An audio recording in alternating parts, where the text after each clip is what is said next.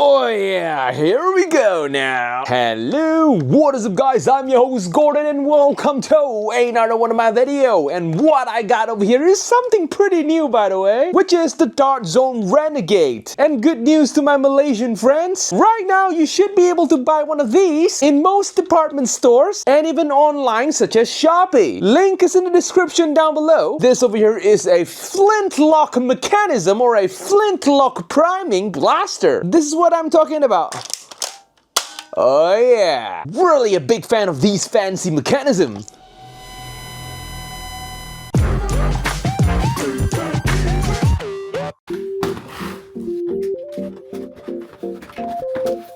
In the box, we got the blaster itself and 8 darts. Before we continue, I really need your help guys. Smash on the like button and leave as much comment in the comment section down below so that we can battle against the YouTube algorithm that has been attacking Malaysia blaster content creators. Oh yeah, one more thing. Recently, I've been uploading something very different in my shorts. Most of them are hobby grades toys related in order to test the channel a little bit. So if you guys are interested with some serious looking toys, you might want to check that out as well. And back to the video. Okay, first look at the blaster. As you can see, the aesthetic of the blaster is more of a classic style blaster over here. But as you can see, the overall size of the blaster is more of a one-handed blaster instead of a two-handed blaster, even though that this should be advertised as a primary blaster. I wouldn't say this is more of a purist Flintlock musket or a purist Flintlock blaster because it does not actually use the actual Flintlock mechanism. The way that you prime this blaster over here is this over here. Basically, they call this the Flintlock prime. The moment when you pull it backwards prime and you would just return it to its original place, and this part where the flint should be is not movable. It's just for aesthetic purposes. A while ago I did review a actual full-size, close to reality Flintlock mechanism musket, which is the Flintlock musket behind me over here. It is a 3D printed blaster by Frontline Foam. If you guys are into one of these, I would leave a link in the description down below as well. This blaster over here has all the moving mechanism of a Flintlock musket and even function exactly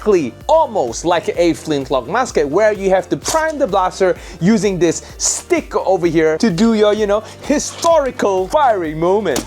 Holy moly! Okay, back to this little guy over here. And this blaster over here is a cylinder-fed blaster instead of just, poking darts in there in order to fire the blaster. Maximum capacity of this cylinder over here is 8 darts. And the way you load in the darts is basically just loaded in front of the blaster, just like so. Left and right, no problem. And there is a groove over here designed for you to put in the darts with ease. I like these kind of attention to details. And we actually look at the blaster. The entire shell of the blaster is in translucent red, and the red is just so amazing. I mean, I really do hope that Dart Zone actually uses these kind of plastic on their more higher end blasters like the Nexus Pro or the Max Striker over there. That is going to look holy moly amazing over here. All colors are achieved by multiple color separation plastic pieces, and I really do like the wording over here, which they even use like all those classical words. This blaster over here, just like a Flintlock musket, it comes with a slightly shorter buttstock, but unfortunately this is a non-functioning buttstock. You can't really shoulder the buttstock just like so, or else you won't be able to fire the blaster properly. And due to the smaller size of the buttstock, it comes with a smaller grip as well. The moment when you hold the blaster just like so, if it comes with a bigger hand, your palm will be hitting the buttstock and you wouldn't like the feel. But the good news is the trigger pull is very snappy, very nice to pull. The grip is textured just in case if you guys are sweating, so there is some texture grip for you. In front of the trigger guard, there is some sort of a hook looking design over here, which I'm not too sure what's the function of it. And in terms of picketing rail, the blaster comes with a roll of picketing rail on top of the blaster for your scope of choice, which I'm not sure why you want to do so. It will definitely ruin the entire aesthetic of the blaster if you put in a scope or something like that. Let me give you guys a little demo so that you can see what I'm talking about. Like,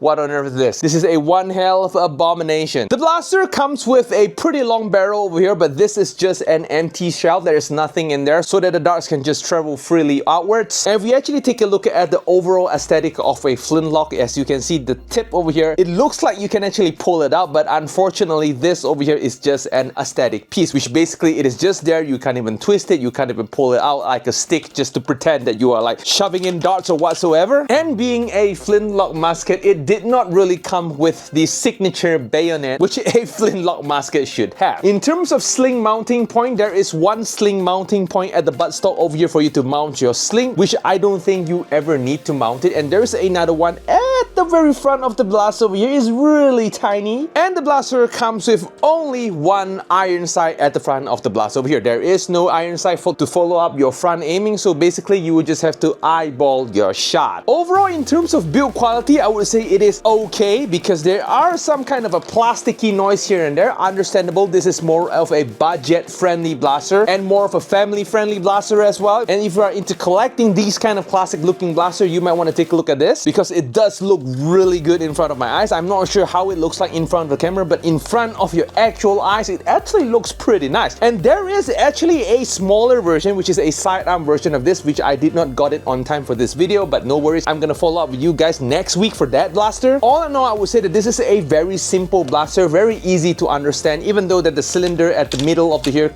kinda ruined the aesthetic, but instead of firing one shot, you got 8 shots over here. And as usual, newer blaster comes with one of these nitro darts, which is very nice in terms of their coloration, the purple and green, really like the color over there. And surprisingly enough, the entire mechanism over here is actually made out of plastic. But so far in my testing, there is no breakage or whatsoever, so I do believe that Dart Zone actually think through this, and we are going to abuse this blaster for a bit in our test. Let's hope that we don't break it or whatsoever. And in terms of the balancing of this blaster over here, if you guys are into blaster spinning, I mean, holy moly, the balancing is really nice. I mean, you can just spin it just like so, just that it is a little too long. You might hit your arm once in a while, so yeah. So I guess that's all of the quirks and features of this blaster over here. So without further ado, let us go test the blaster out, shall we?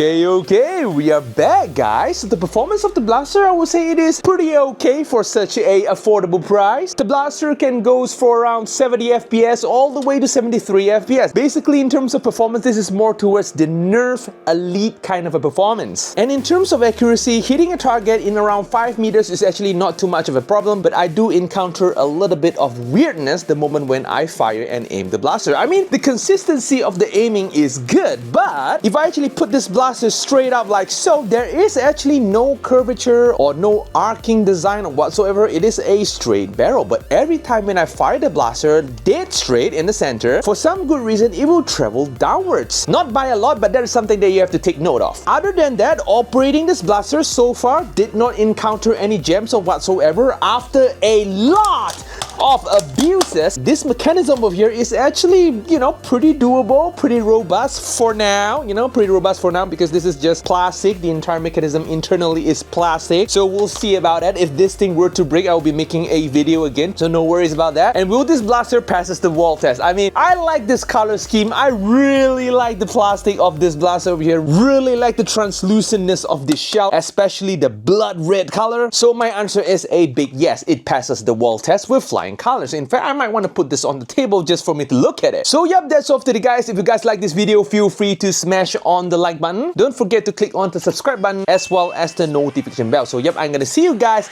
in the next video. Adios, guys.